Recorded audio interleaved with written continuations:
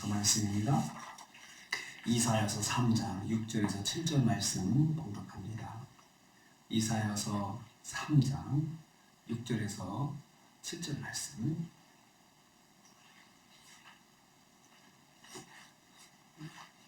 이사야서 3장 6절에서 7절 말씀 같이 봉독하겠습니다.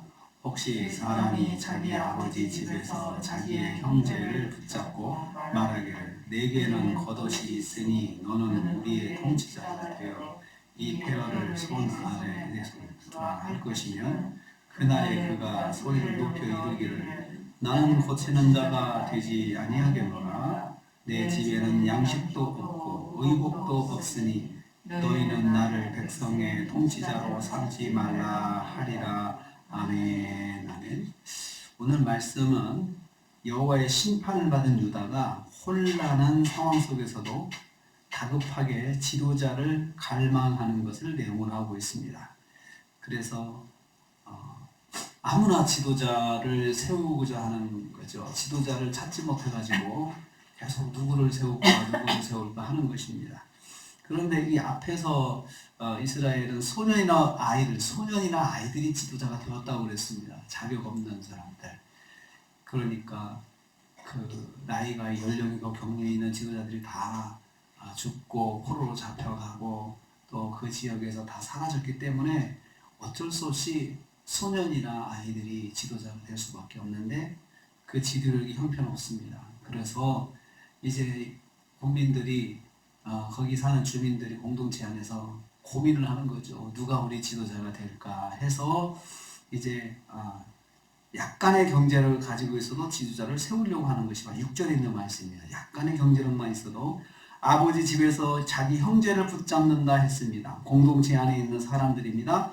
그들에게 간청을 했습니다. 내게는 겉옷이 있으니 너는 우리의 통치자가 되라. 너는 겉옷이 있으니까 통치가 되라고 그렇게 지금 간청을 하고 있습니다.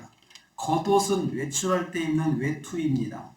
번듯한 옷을 입고 있는 사람은 경제적인 측면에서 어느 정도 재산이 있는 것을 암시합니다.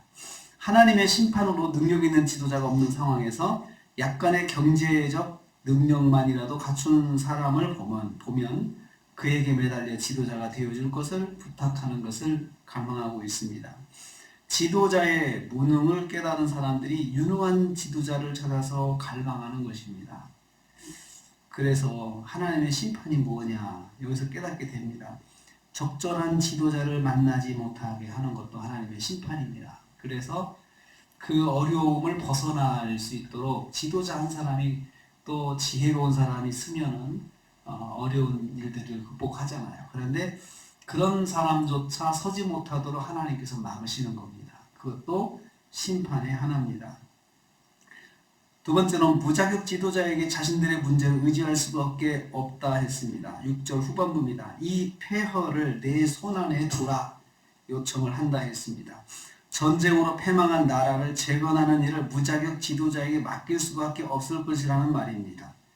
소년과 아이들이 지도자로 있었지만 공동체는 문제를 해결하지 못하고 혼란이 가중되었음을 알 수 있습니다.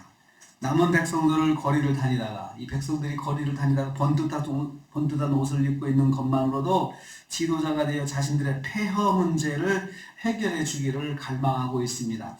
전쟁으로 인해서 폐허가 됐으니 그것도 복구를 해야 되는데 지도자가 잘 서야 복구가 되지.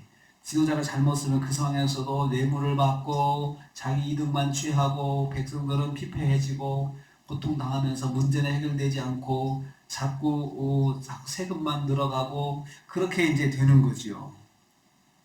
하나님의 심판으로 하나님의 백성들이 목자 없는 양처럼 고통당하는 삶을 살게 될 것을 말씀하고 있습니다. 고통 가운데 유리 방황하는 것도 하나님의 심판 중에 하나입니다.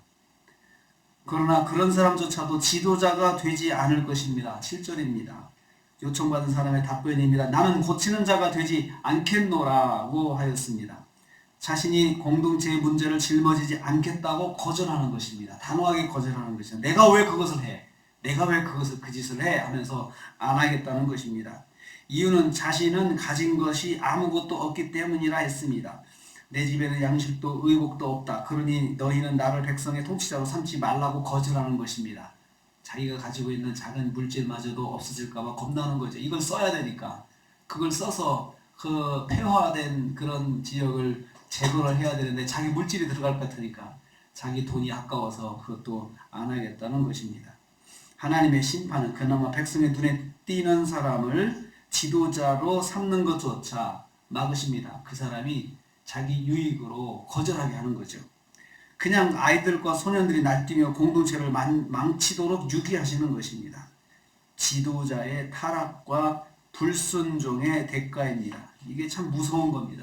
이게 지도자들이 타락하고 말씀에 불순종하는 게 쌓이면 결국은 공동체가 이렇게 고통을 당하게 된다는 것입니다. 하나님의 심판은 조금이라도 영향을 미칠 지도자를 세우지 못하게 하시는 것입니다. 그래서 그 문제를 벗어나도록 이끌 수 있는 조금이라도 지혜가 있는 사람도 그곳에 그 지도자로 서지 못하도록 하나님께서 철저하게 막으신다는 거죠. 그래서 하나님의 심판이 계속해서 유지될 수 있도록 하나님께서 만들어 가시는 거죠. 그렇기 때문에 말씀이 있을 때, 하나님께서 경고하실 때, 하나님께서 또 여러 가지로 가르쳐 주실 때 그때 깨닫고 돌아서야 되는 것이죠. 그렇게 선지자들을 통해서 하나님께서 깨닫게 하셔도 이스라엘 백성들이, 유다 백성들이 순종하지 아니하고 하나님 말씀대로 살지 아니하고 그렇게 불순종하다가 망하고 나서 철저하게 심판을 받는, 고통을 당하는 모습을 여기서 보게 되는 것입니다. 이렇게 될 것이다 라고 말씀을 지금 하고 있는 것입니다. 나는 고치는 자가 되지 않겠다. 철저한 거절입니다. 오늘도 우리가 또 하루를 시작합니다. 한 주간을 시작합니다. 하나님께서 우리가 살면서 어떻게 100% 우리가 온전한 삶을 살 수 있겠습니까? 절대 그러지 못합니다. 그러나 하나님께서 우리한테 깨닫게 하시고 경고하시고 알게 하십니다. 그런데 빨리 돌아서야 됩니다.